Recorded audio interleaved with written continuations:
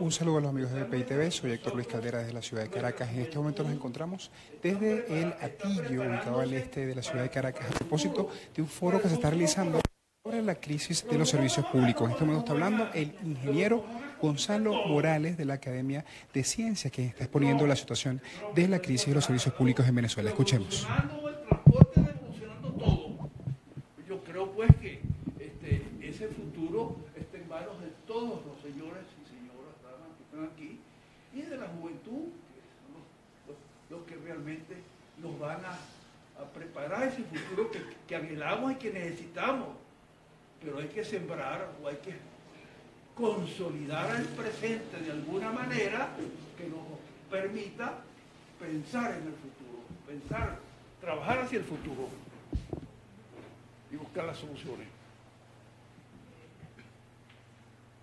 La sociedad moderna aspira a todo vivir mejor, eso ya lo hemos dicho, y eso significa el progreso constante, progreso, una vivienda mejor, mejor alimentación, la salud, por supuesto, que nos garantice la salud, y tener un trabajo.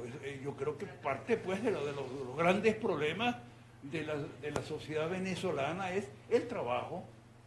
Esta mañana allá en la academia conversábamos un poco sobre este problema y decíamos, bueno, pero tenemos una población de 31 millones de habitantes, más o menos, no sé cuántos se han ido, 1 millón, 2 millones, no sé cuántos, X.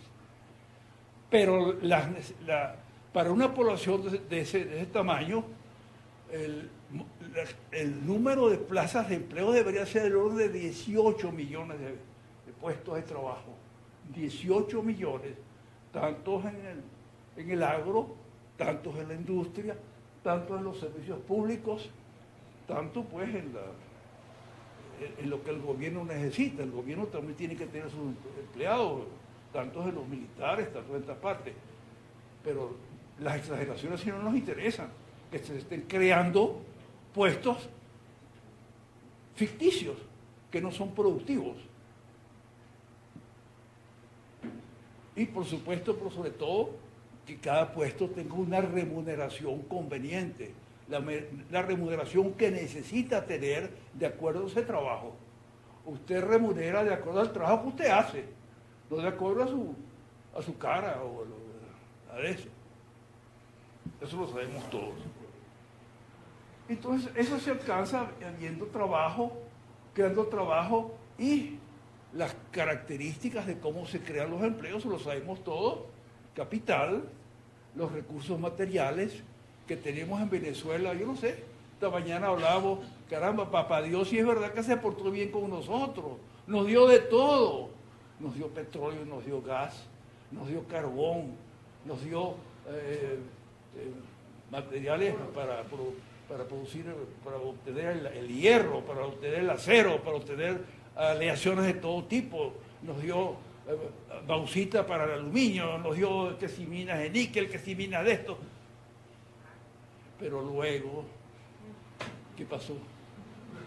Nos mandó algo que no queríamos. Nos mandó algo que no sabe utilizar o no quiere utilizar los medios que la naturaleza y papá Dios nos dio. Pero tenemos un buen recursos humanos, que son todos los que estamos por aquí. Cada uno de ustedes tiene una idea de que algo hay que mejorarlo, yo puedo hacer esto, puedo influir para que esto se haga. Eso es importante. Y sobre todo, que la población esté muy bien preparada. Eso sí es importante. La población tiene que estar bien preparada, bien actualizada, pero preparada para el día de hoy o el de mañana también. Pero la preparación es fundamental. De ahí viene un tema que no vamos a considerar hoy, sino que se toma, que es la educación y la formación. Sin usted, un pueblo que no está educado no va para ninguna parte. Olvídense. No hay futuro. El pueblo no educado y no formado no tiene futuro. Va para el foso. Entonces hay que trabajar por la educación, por la formación. Los ciudadanos aprenden, se preparan, trabajan y son los que transforman el país. El país lo transformamos todos nosotros, porque estamos concibiendo ideas para mejorar Y resulta pues que esas ideas son las que van a influir para lo que viene después, para lo que viene en el futuro. Un tema que está sobre el tapete desde hace años. Esta es una sociedad del conocimiento. Lo que acabamos de decir, el futuro depende de lo que usted sabe, de acuerdo, de acuerdo a lo que usted aprende. El futuro está garantizado por el conocimiento y la preparación que uno tiene. Entonces, ese conocimiento es lo que prepara al individuo. Y luego se requiere un buen sistema educativo, una buena primaria, una primaria donde los maestros sean maestros de verdad, sean maestros. Usted va a cualquier país del mundo y usted ve que el maestro es algo altamente apreciado. Y maestros somos todos los que enseñamos. El maestro es quizás uno de los valores mayores. Las minas de oro no son tan valiosas como un maestro. Pero el sistema educativo depende de todo lo que está ahí. Libros, folletos, manuales, todo lo que desde que se inventó el libro, o se imprimió los primeros libros, el libro ha sido el elemento fundamental. Entonces nosotros tenemos, para podernos educar y para podernos formar, necesitamos los libros. Pero los libros no todos son de acá. Los libros, hay muchos libros, muchos conocimientos que hay que adquirirlos con libros que vienen del exterior. Entonces, si un país cierra las puertas de los libros, el país está condenado. Va para el foso también. El libro, el folleto, el manual, todo eso. Y luego, ¿cómo se transfiere eso? Muchas veces ni siquiera el libro es suficiente. La prensa diaria transmite. Usted revisa cualquiera de los periódicos en cualquier parte del mundo. Los periódicos franceses, los periódicos españoles, los periódicos colombianos son excelentes. Periódicos mexicanos, tienen páginas dedicadas a la educación, secciones, ¿no?, completas dedicadas a formar mejor al ciudadano. Y por supuesto, el complemento de la prensa diaria es la radio. Tenemos que tener radio. El radio fue uno de los grandes inventos de los principios del siglo XX o de los finales del siglo XIX. La radio ocupó y ocupa. Aquí en Venezuela no sé cuántas radiodifusoras había. 2.000, 3.000, no sé cuántas. En Caracas no sé cuántas había. Pero han disminuido. Hoy en día eso ha disminuido. Hoy en día se han cerrado muchos. Yo quisiera saber por qué las cierran. Lo mismo que los periódicos. ¿Por qué cierran los periódicos? Los periódicos, que es algo que difunde el conocimiento, que difunde todo lo que vivimos a diario, y es necesario saber lo que ocurre a diario. Y resulta pues que eso se ha recortado. Yo, por ejemplo, quiero escribir un artículo sobre algún tema determinado y normalmente no tendría ningún periódico que me lo publicara. Los pocos que hay aceptan algunas contribuciones, otras no las aceptan. Y por supuesto, el gran elemento de finales del siglo XX, la televisión. Bueno, nosotros contábamos con la televisión, los grandes programas de difusión de conocimiento, de noticias, de conocimiento de la historia de Venezuela, la historia de todo, del mundo entero, uno la conocía a través de la televisión. Si las televisoras se eliminan o se reducen los programas de difusión educativa, entonces tampoco, vamos para el foso también, porque se recortó el periódico, se recortó la radio, se recortó la televisión y nos queda solamente uno o dos elementos de intercomunicación. La internet, el teléfono, la tableta y la computadora. La computadora, por supuesto, es el elemento fundamental de internet. Bueno, yo he tenido en mi casa 15 días sin internet. No sé por qué, eso me lo pagan o se apaga o no sé, era Dios que no quiere que me comunique por 15 días, pues, porque alguien lo dice, tiene que determinar que yo no reciba internet por 15 días. Entonces yo creo pues que los elementos de intercomunicación de los grandes son fundamentales. Me queda el teléfono y a veces tampoco me funciona, ni el de mi casa ni el celular. ¿Perdón? Ya estoy listo. 2 minutos, 3 minutos. Bueno, el cable. Con el cable sí tenemos un problema grave, pero muy grave. El cable siempre lo tuvimos con los países extranjeros y resulta pues que ahora se construyó un ramal del cable, pero muy mal comunicado porque tiene que parar por Cuba y luego de ahí sigue por otras partes. Entonces yo no comprendo eso, porque el cable debería haber ido a un país con el cual tenemos grandes comunicaciones, pero eso es otra cosa.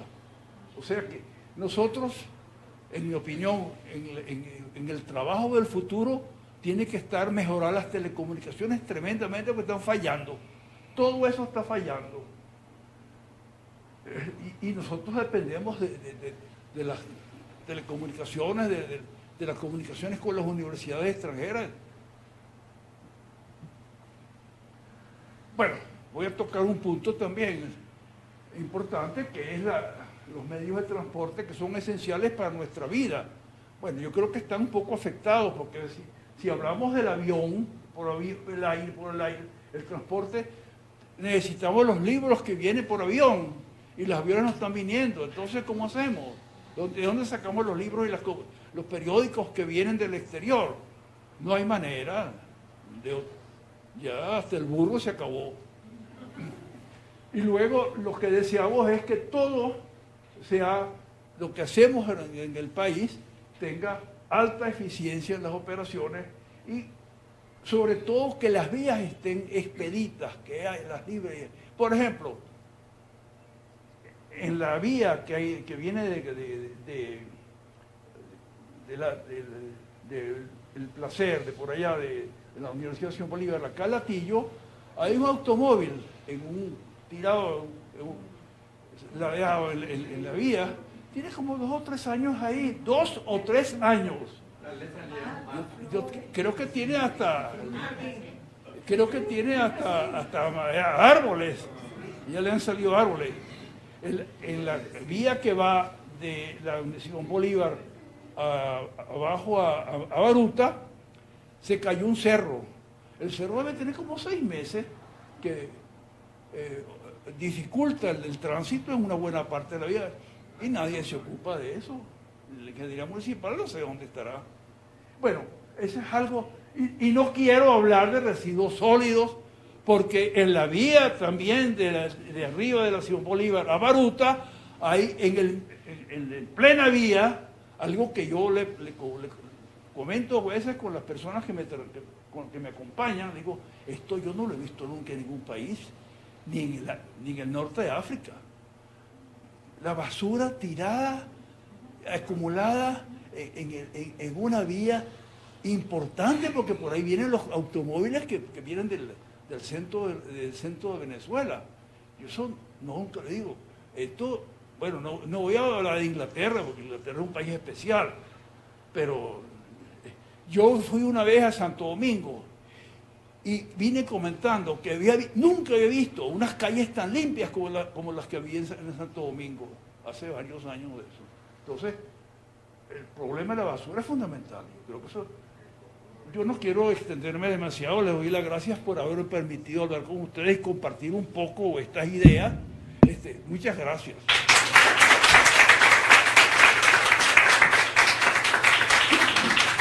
Yo me siento. ¿Ya?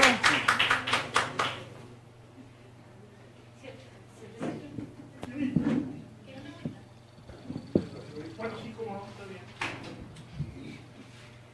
Aló.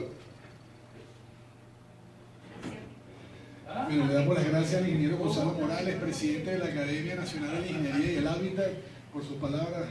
Señor Gonzalo, muchísimas gracias. tanto conocimiento y experiencia, 93 años. Sigue trabajando por Venezuela, sigue apostando por nuestro país, sigue produciendo, sigue escribiendo, sigue dando clases. Yo creo que es importante estos venezolanos de roble, bueno, que los acobijemos y tengan ese espacio especial entre nosotros, porque de verdad nos brindan muchísimas luces. Quiero presentar ahora al ingeniero Eduardo Paz Espumar, miembro de la Comisión de Infraestructura de la Academia de la Ingeniería del Hábitat. Tiene un trabajo maravilloso, es la segunda vez que nos acompaña en el Foro Antillano, ya porista nuestro, y tiene una presentación impecable sobre la electricidad y los desechos sólidos. Eduardo, bienvenido nuevamente al Foro Antillano. Gracias.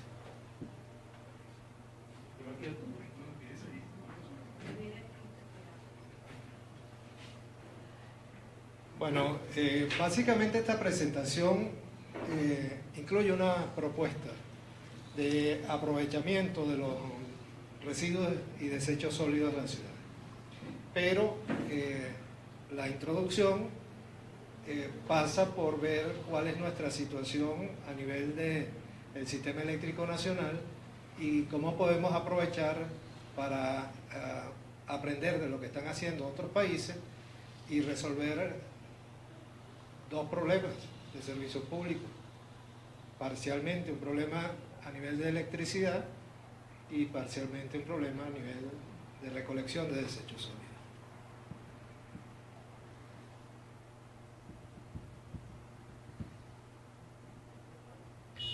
No pasa.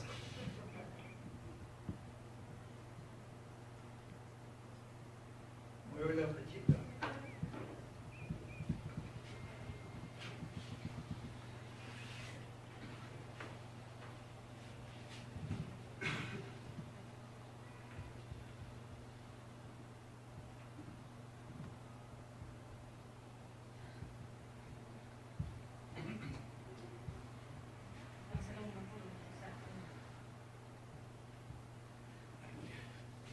Si lo va a pasar uno por uno es muy largo, porque tenemos imágenes que pasan. No, pero dale ahí a la presentación. Ahí no.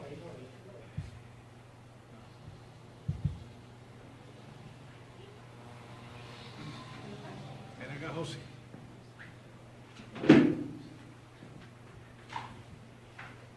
Dale aquí, que no se la aquí, no. Porque tu modo que tienes que Ahora sí. Tienes que darle. Ahora sí. Cualquiera de las dos. Vas para adelante. No, pero es que le estaba dando ninguna de las dos flechitas caminando. Arriba, José.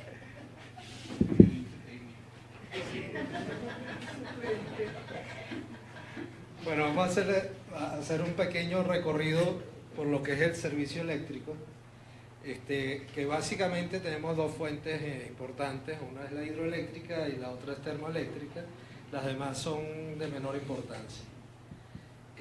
Con respecto a la hidroeléctrica, el país fue creciendo en capacidad instalada hidroeléctrica hasta un punto tope cuando se terminó Guri, y luego la proporción con la que crece la población es mayor que la proporción con la que crece la generación hidroeléctrica, y eso es una de las razones por las cuales hubo mayor crecimiento en termoeléctrico. Aunque si incluyéramos Tocoma ahí, habría un nuevo escalón. La mayor parte de la generación hidroeléctrica viene del Bajo Caroní, de la cuenca del Caroní. La cuenca del Caroní está dividida en dos sectores, Alto y Bajo Caroní. El Bajo Caroní básicamente falta el proyecto de Tocoma, los otros están terminados y funcionando, pero sin embargo en Alto Caroní hay varios proyectos que están paralizados y Tocoma está paralizado. Haciendo un recorrido rápido, por el tiempo no es mucho, la primera de las centrales hidroeléctricas es Macagua 1, el inicio de construcción año 54, aunque es un proyecto que viene mucho antes de Pérez Jiménez. Se termina el 59 la presa y la central hidroeléctrica arranca el 62. Aquí hay una secuencia de imágenes del proceso constructivo. Un poco la idea de la secuencia de las imágenes es que se vea lo complicado que es hacer este tipo de instalación.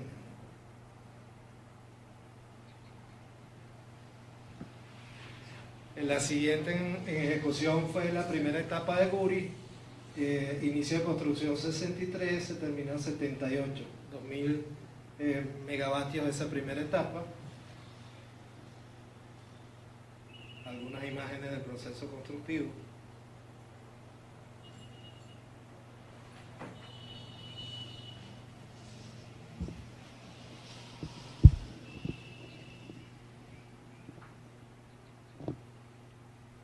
La segunda etapa de Guri pasa del 78 al 86, sube 7.300 megavatios, los 2.000 pasan a cerca de 3.000 y en total Guri llega a 10.000 megavatios porque la carga hidráulica es mayor en la primera etapa.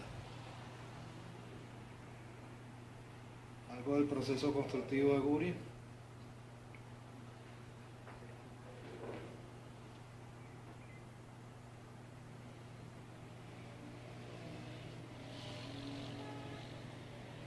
Cuando se terminó Guri era el embalse hidroeléctrico más grande del mundo. O sea, nosotros estábamos marcando historia. Le siguen posteriormente Itaupú y las Tres Gargantas. Sin embargo, todo ese sector del Bajo Caroní es tan importante como Itaupú y las Tres Gargantas. La laguna de Macagua se aprovecha con 2 centrales hidroeléctricas adicionales, Macagua 1, Macagua 2, se terminan en el año 97. Aquí se hizo una maqueta gigantesca para asegurarse que la llovizna continuara funcionando todo el tiempo. Entonces son 3 embalses que tienen un solo aliviadero y ese aliviadero está asociado específicamente a la llovizna para garantizar que la llovizna esté funcionando. Luego se terminó la central hidroeléctrica de Caroachi, se inicia el 89, la primera unidad entra en operación en el 2003 y la última en el 2006.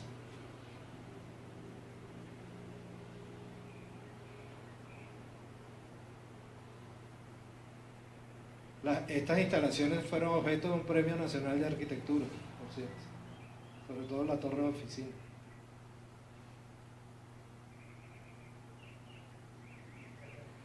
Y queda Tocoma. Tocoma se inició en el 2002, debió entrar en operación en el 2014 y bueno, está paralizada. Sería muy útil actualmente que tuviéramos Tocoma en operación.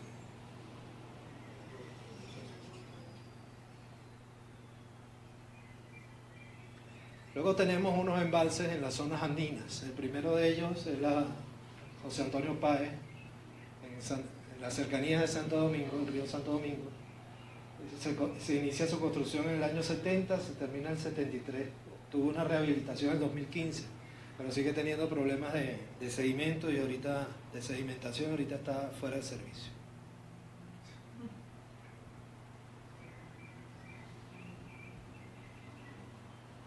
El otro grupo importante en la zona andina es Uribante Caparo. Uribante Caparo tiene 3 centrales hidroeléctricas, 2 de ellas están construidas. Falta la central Las Doradas Camburito, donde están las presas, las cuevas. La central se llama La Colorada.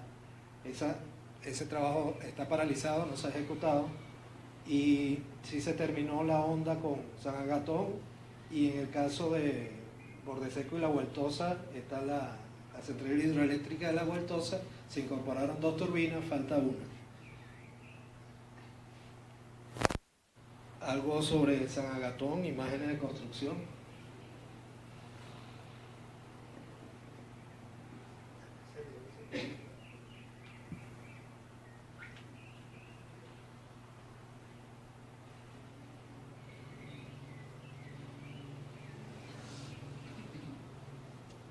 La Vueltosa, se termina la presa en 1990, pero se viene llenando el embalse en el 2010 y entra en operación en el 2015. Falta una turbina.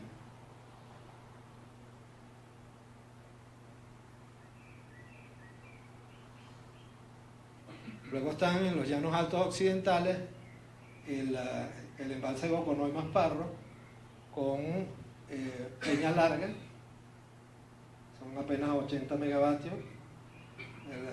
El embalse se inició la construcción en el 79, se terminó en el 83 y la central hidroeléctrica en el 87.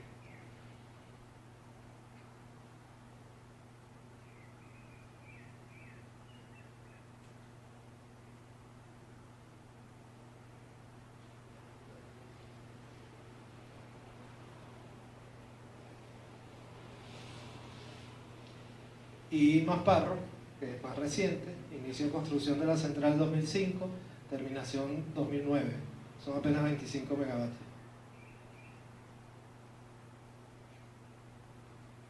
Estas son las centrales hidroeléctricas más importantes del país. Luego hay muchas centrales pequeñas, sobre todo en la zona de Guayana. Cuando sumamos en capacidad instalada, estaríamos hablando de 16.700 megavatios, sin incluir Tocoma. Luego, a nivel de generación termoeléctrica, tenemos distintos equipos con características diferentes: termovapor, ciclo combinado, turbogás y generación distribuida. Las de mayor capacidad instalada son las de turbovapor. La mayoría de estas plantas están prácticamente fuera de servicio en este momento. La más grande de ellas es Planta Centro. Planta Centro, cuando se terminó, era la planta termoeléctrica más importante de toda Sudamérica. Hoy tiene una ampliación de una nueva unidad que se terminó en el 2006 de 600 megavatios, pero las otras 5 unidades constantemente tienen problemas y apenas se generan 200, 300 megavatios cuando están operativos.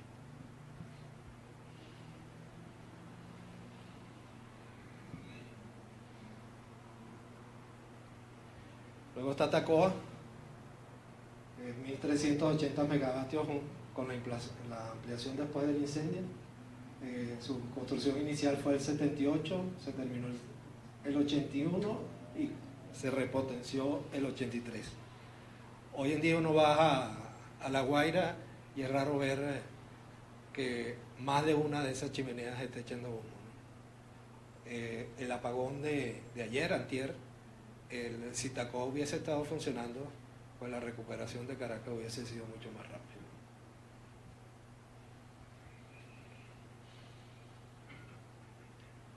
Y luego en el Zulia está Ramón Laguna, son 660 megavatios, también tiene problemas.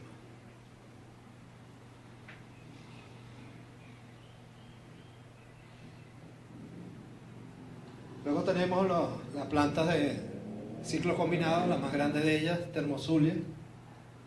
Termozulia no está completada, faltan los cierres de 2 ciclos combinados, que sería interesante que se culminen, precisamente porque el ciclo combinado permite aprovechar el calor generado por las otras turbinas y hace la producción eléctrica mucho más eficiente en función de del combustible.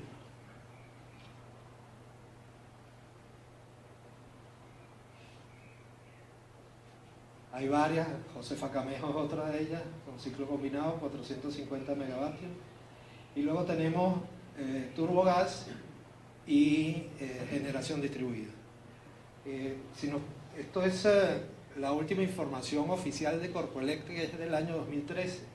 Y aquí podemos ver que turbogás representa en capacidad instalada termoeléctrica más de la mitad de la capacidad instalada total en este grupo de plantas, ¿no?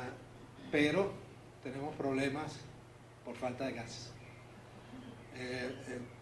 La producción petrolera viene cayendo y al caer la producción petrolera cae el gas asociado y eso complica la generación termoeléctrica, no solamente por falta de gas, sino también en combustibles líquidos. Por el otro lado está el tema de generación distribuida, que son un montón de planticas funcionando todas en paralelo. Hay 1.300 megavatios en generación distribuida de plantas de 8, 10 megavatios, repartidas por toda Venezuela, apenas el 30% de esas plantas, menos del 30% de esas plantas están operativas. Por el otro lado, también se desarrollaron dos proyectos de generación eólica, uno en La Guajira, otro en Paraguaná. El de La Guajira era para 75 megavatios, el de Paraguaná para 100 megavatios. Se han instalado en pruebas 25 megavatios en cada uno de ellos, pero no se ha complementado todo lo que requiere las redes de transmisión, etcétera, asociadas a estas instalaciones, y ahí están paradas fuera de servicio. Venezuela ha desarrollado una red de transmisión sumamente importante. Nosotros tenemos en 800 kilovoltios más de 2 kilómetros de redes de transmisión, y en 400 kilovoltios 4 kilómetros 200 en redes de transmisión. Una red muy importante. Si uno la compara con Colombia, Colombia, la red de transmisión más importante de ellos es de 500 kilovoltios, que es la que está en rosado. O sea, no tienen las capacidades de transmisión que tenemos nosotros. Y por el otro lado, el país completo son 16.000 megavatios. Es prácticamente lo que nosotros tenemos en hidroelectricidad. Sin embargo, una cosa es tener una capacidad instalada importante, y otra cosa es que esa capacidad instalada importante que tenemos esté disponible y esté operativa.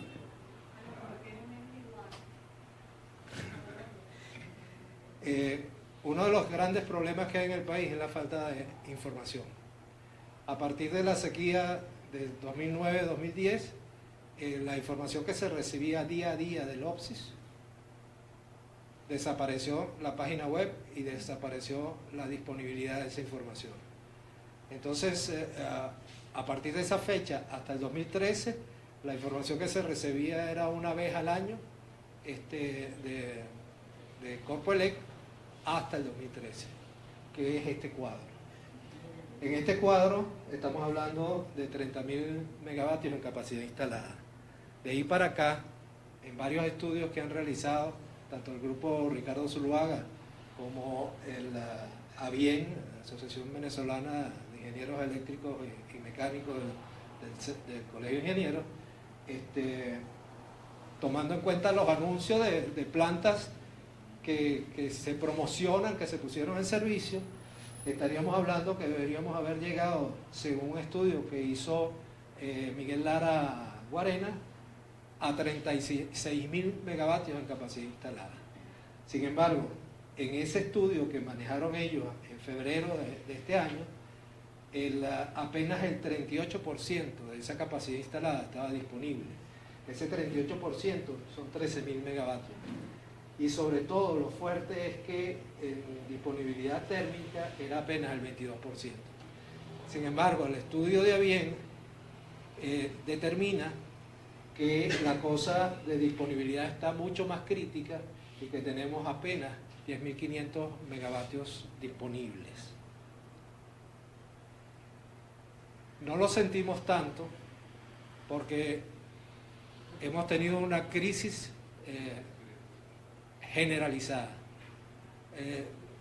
El sector industrial, el sector comercial ha ido cerrando, han ido cerrando empresas, han ido cerrando industrias, y entonces nuestra tendencia, que era que para el 2018 estuviésemos consumiendo 23.000 megavatios, resulta que estamos en 14.000 megavatios, algo equivalente a lo que era en el año 2004. O sea, hemos retrocedido en el consumo 14 años. Y además la disponibilidad está en 10.500, y por eso hay sectores, sobre todo el sector de los Andes y el Zulia, donde hay interrupciones de servicio constante. En ese último informe del 2013 se analiza el tema del consumo medio anual y se compara el sector residencial con el no residencial. Ahí tenemos comercial, industrial, etc. Vemos que el residencial, la población fue creciendo un poquito, esto es en gigavatio hora, mientras que el comercial viene cayendo. Con seguridad, al 2018, pues la caída es mucho mayor porque el número de empresas que han venido cerrando son muchas.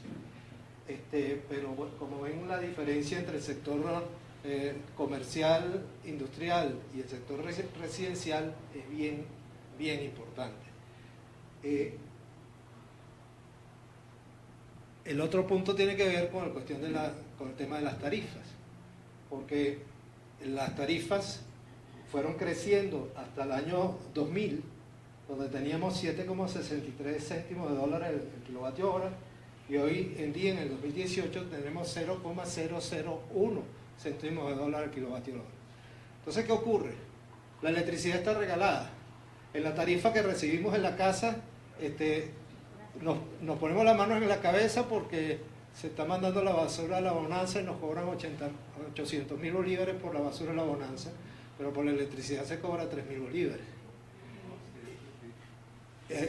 O sea, una proporción muy baja. Esas tarifas hay que reconsiderarlas y reconsiderarlas subsidiando el sector residencial, pero el sector comercial tiene que pagar lo que cuesta la electricidad. El sector comercial produce insumos que están a precios internacionales, pero con una electricidad regalada. Entonces, en la medida en que se vayan resolviendo los problemas de las tarifas, en esa misma medida va a haber ingresos con que pagar ahorita Corpoelec o la Corpoelec que vaya después de este régimen, porque tenemos un problema en el país que es un problema político que hay que resolver, pero mañana, el día después, hay que resolver el tema y hay que pensar en las tarifas, que sería la única forma de poder pagar el personal que se tiene empleado y poder pagar, comprar los equipos para poder reparar la maquinaria que está echada a perder. Y las escalas primero serían al sector industrial comercial que al sector residencial, y con una serie de beneficios que se deben dar en función de del consumidor y la calidad como consume la electricidad, y si tiene un factor de potencia adecuado o si tiene autogeneración, o sea, dar facilidades para poder pasar ese trecho que viene, que es muy complejo, donde tenemos un sector industrial comercial que está al 25% de su capacidad y que pudiera levantar 2 veces la capacidad de la noche a la mañana, pero entonces no hay electricidad para suplirla, ¿no? Aquí hay una comparación con lo que es en los Estados Unidos. Aquí estaríamos hablando de comercial e industrial, este es el caso de Texas, y en el caso de Texas, pues el promedio industrial comercial no está muy lejos a lo que era el año 2000 el costo de la electricidad en Venezuela, ¿no? Por el otro lado tenemos un problema presente, que es el problema del fenómeno del Niño. El fenómeno del Niño es cíclico, hay periodos de sequía, hay periodos de lluvia. El último periodo fue periodo de lluvia, pero vamos en camino a un periodo de sequía. A finales de este año vamos a tener de nuevo influencia del fenómeno del Niño. Tenemos problemas de agua, vamos a tener más problemas de agua a finales de año, comienzo del año que viene. Y esos problemas afectan también la generación hidroeléctrica. En el caso de Occidente, los embalses de Occidente, Uribante Caparo, fueron sobreexplotados por la baja disponibilidad de termoeléctrica, y actualmente el caso de la Huertosa está en sus límites inferiores, no se va a poder recuperar. Entonces, a pesar de las lluvias que hay y que está algo creciendo, es posible que con la presencia del fenómeno del Niño, los primeros meses del año que viene la Huertosa esté nuevamente seca. Esto es el año 2013. En el año 2013 estábamos hablando que teníamos 3.000 millones de pies cúbicos diarios de déficit en gas. Eso ha crecido con la caída de la producción. Eso significa que los sectores que dependen de gas, como es el sector del acero, el del cemento, la petroquímica y el sector termoeléctrico, se van a ver cada vez más afectados con la caída de la producción petrolera. Entonces, resumiendo, tenemos un problema que no es un problema específico de que no se haya hecho mantenimiento o que no se contrató el personal adecuado, es un problema complejo, es un problema de energía. Por un lado tenemos un parque hídrico térmico deteriorado, no hemos terminado centrales hidroeléctricas importantes como Tocoma, algunas termoeléctricas tampoco las hemos terminado, hay dificultades en el suministro de combustibles líquidos, hay sobreexplotación de embalses y hay falta de gas. Eso hace que el futuro esté complicado y que la generación termoeléctrica a futuro sea más crítica por la falta de combustibles. Entonces, un poco resumiendo,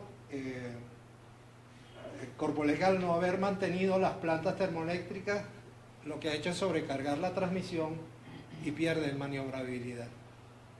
La disponibilidad, si la disponibilidad térmica estuviese en el 70%, aun cuando tuviéramos una sequía, no tendríamos problemas con la demanda. Las interrupciones de servicio en Zulia, Apure, Barinas, Mérida, Portuguesa, Táchira y Trujillo es indisponibilidad térmica y sobreexplotación de embalse. Se hace conveniente comprar energía a Colombia, sin embargo el país está sin divisas. La crisis no es eléctrica sino energética. Es necesario modificar las tarifas a precios internacionales, pero escaladamente y por sectores, y con subsidios al sector residencial. Y la crisis energética por déficit de gas y de combustibles líquidos justifica la diversificación de la matriz energética y con ello el uso de fuentes alternativas como el biogás, orimulsión, coque, energía solar, etc. Hago esta observación como consecuencia de la otra porque el planteamiento es el aprovechamiento del biogás. La idea es poder producir el biogás en el relleno sanitario de La Bonanza, donde en el entorno es unos sitios donde hay sectores industriales importantes, una gran demanda eléctrica y además hay varias plantas térmicas a gas.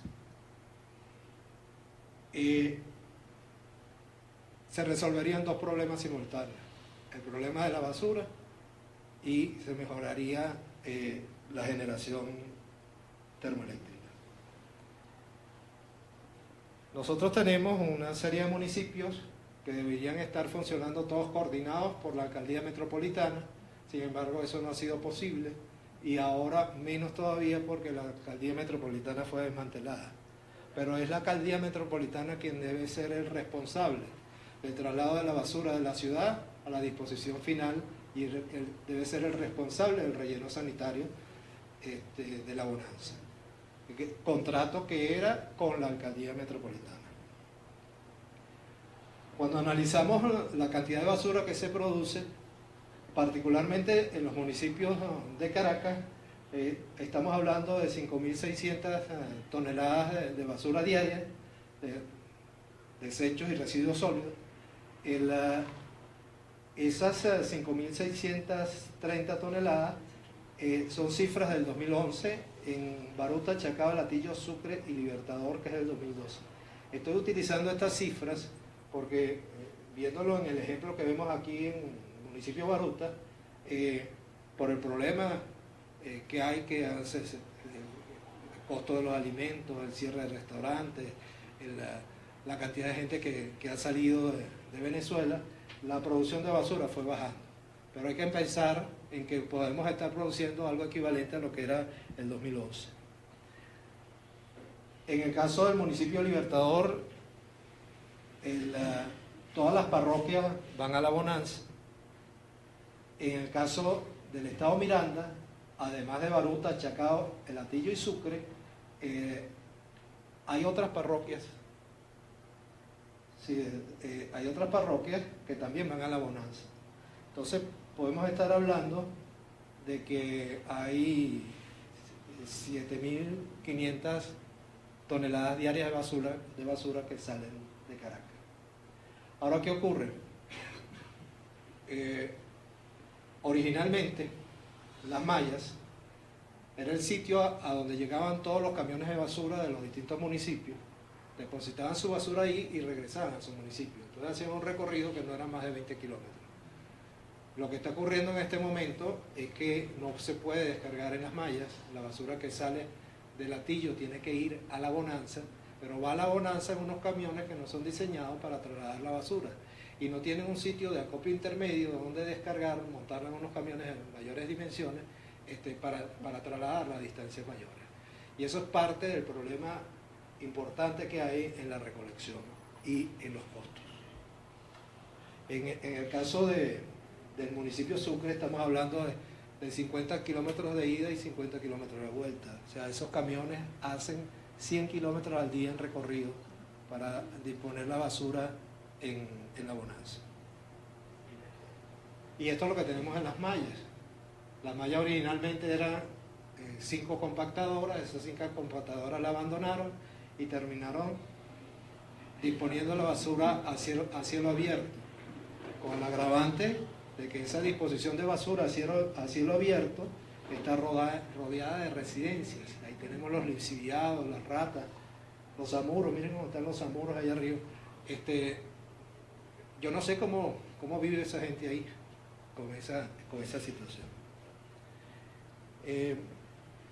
La bonanza es uno de tantos rellenos sanitarios. En Venezuela tenemos muchos rellenos sanitarios. El más grande es el de la bonanza.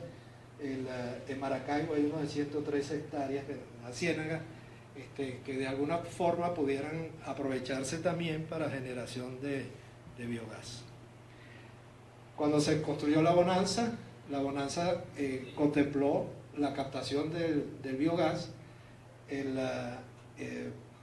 poniendo membranas que impidieran que los lixiviados continuaran percolando en el subsuelo, de manera que pudiesen ser recolectados, pero en ese momento se planteó la posibilidad de aprovechar el biogás para generación termoeléctrica y no era rentable. Y no era rentable porque si estamos hablando que tenemos unas tarifas sumamente bajas, pues no tenía mucho sentido. Entonces lo que se planteó es que se usaba el biogás solamente para las calderas de evaporación de los lixiviados. La Ley de Gestión Integral de la Basura contempla controlar el tema del biogás,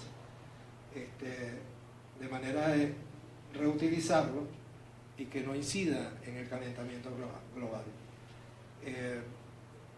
Su aprovechamiento energético debe contar con la programación del órgano o el ente competente en materia energética. Aquí vemos un poco parte de ese proceso anaeróbico y la composición de lo que es el biogás en la bonanza.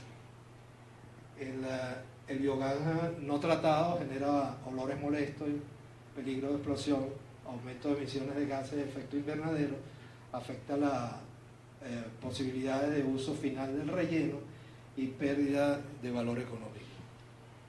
Si lo recuperamos, prevenimos explosiones, eliminamos olores molestos, conversión a CO2, control de erosión de suelo y fuente de energía limpia.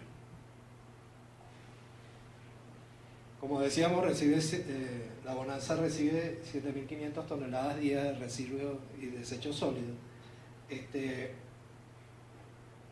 Los volúmenes de biogás producidos en la bonanza son aprovechables para la generación de energía. Se estimó en aquella oportunidad que podían generar 20 megavatios.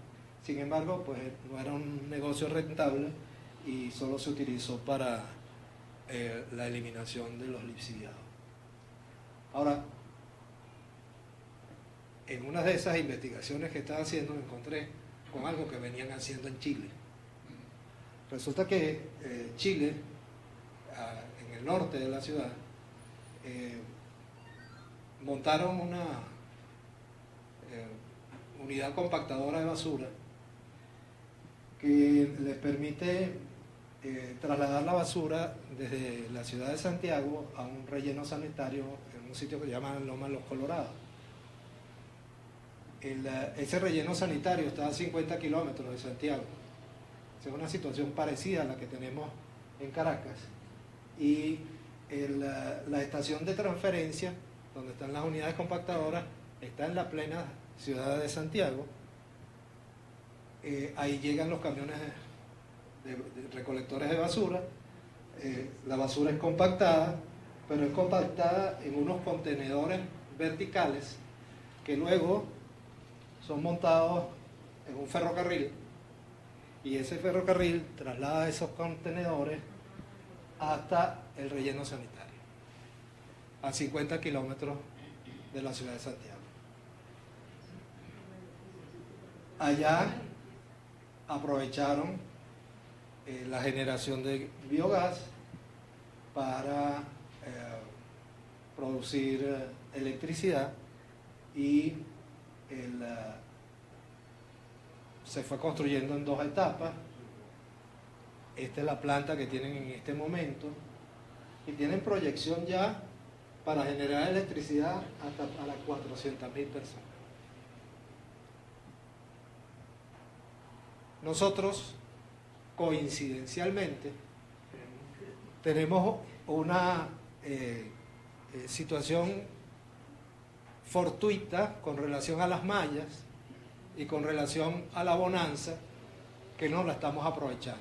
Construimos un ferrocarril, el ferrocarril central Ezequiel Zamora, construido específicamente para cargas con pendientes de 1,5%, eso costó una fortuna, más de 2.000 millones de dólares, pero lo estamos usando nada más para trasladar pasajeros.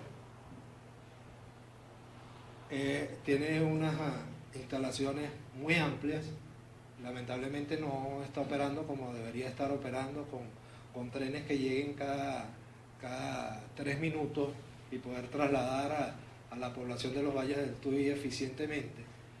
Pero sin embargo, es cuestión simplemente de que haya el número de unidades y de que se administre adecuadamente para que esa población sea servida adecuadamente.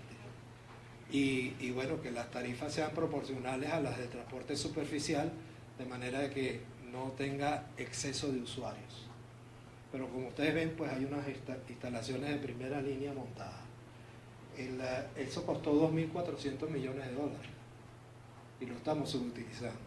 Perfectamente pudiéramos utilizar ese ferrocarril en horas nocturnas, cuando no se están trasladando pasajeros, o en forma híbrida, en horas que no son pico, para trasladar contenedores de basura. Además, no solamente sería útil actualmente para llevar basura a la bonanza, sino también para exportar basura, porque a la larga ese ferrocarril va a llegar a Puerto Cabello.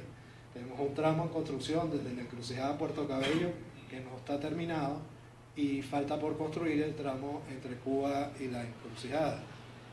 O incluso pudiera recibir basura que venga de Maracaibo o de otras partes del país, que venga por mar con los mismos contenedores a un relleno sanitario. La propuesta básicamente está asociada a que aquí tenemos las mallas, de este lado está la estación Simón Bolívar en La Rinconada, y sería cuestión de hacer un desvío y llevar el ferrocarril con ese desvío a donde está el actual, donde se está disponiendo la basura a cielo abierto, y montar ahí una unidad de unidades compactadoras similar a la que vimos en Santiago de Chile, de manera que la basura que se recolecta en los municipios de Caracas no tenga que recorrer 50 kilómetros, sino en algunos casos 15, 10, 18 kilómetros, y que la recolección sea mucho más eficiente. En el caso, la otra coincidencia es que el contrato de concesión para operar la Bonanza se venció el 25 de abril. No sé qué están haciendo con eso ni cómo lo están manejando. Yo hice una propuesta a la Alcaldía Metropolitana el año pasado en este sentido, pero ya las autoridades de la Alcaldía Metropolitana no están y están en un limbo porque no los liquidan, no pueden trabajar en otra parte. Sin embargo, la alcaldía existe, pero no existe. Y no sé en qué limbo está ese contrato, pero la concesión se venció y se venció el 25 de abril. Del 2018, porque era por 20 años. Bueno, en vista del vencimiento de la concesión, sería factible una nueva licitación que contemple la construcción de una estación de transferencia en las mallas, los desvíos ferroviarios requeridos, el material rodante ferroviario y la construcción de una central termoeléctrica. Si tenemos esa central termoeléctrica, tenemos nuevos precios de la energía, esa central termoeléctrica vende energía al sistema interconectado, la operación de las mallas tendría un ingreso tal que pudiera garantizar los costos operativos del relleno sanitario y no nos estarían cobrando los 800.000 bolívares, que nos están cobrando actualmente las tarifas, ¿no? Gracias.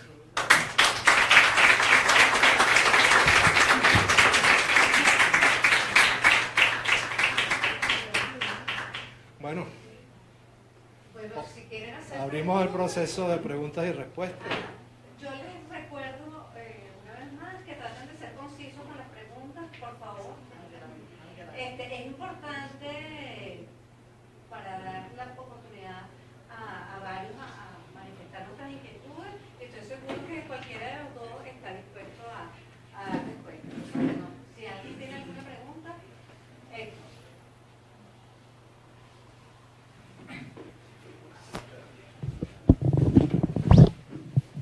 En este momento se inicia el proceso de preguntas en este foro atillano número 54 que se está dando el día de hoy. Recordamos que los participantes, el profesor Gonzalo Morales, que él es miembro de la Academia de Ciencias de la Ingeniería y el Hábitat. También se encuentra el profesor Eduardo Páez Pumar, que también es miembro de dicha academia, quienes han expuesto parte de lo que ha sido la crisis del servicio eléctrico. Podemos agregar entre los detalles que se ha retrocedido lo que es el sistema eléctrico aproximadamente en 14 años. Se indica que se está generando la misma cantidad de energía que se había generado en el año 2004. Es parte de la información que se ha resumido el día de hoy en este foro atillano. En este momento se está realizando, como indicamos, el ciclo de preguntas para poder responder las mismas. Como indicamos, es parte de la información que se está dando hasta esta hora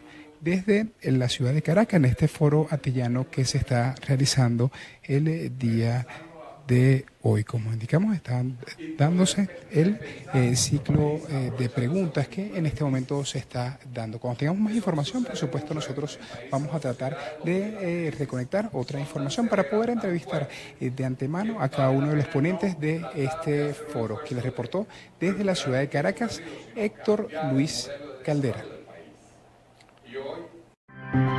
Esta transmisión es una presentación de Salvador Peluquería. Visítanos en Maracaibo, Ciudad Ojeda, Acarigua, Santa Bárbara del Zulia, Paraguaná, Panamá, República Dominicana, Miami, Curazao y próximamente en Italia. Only for Men. Centro San Ignacio, Nivel Blandín, Caracas. K-Export. Envíos de carga aérea y marítima. Deja todo en nuestras manos. Estamos ubicados en la 8200 Noroeste, 30 Terras, Doral, Miami.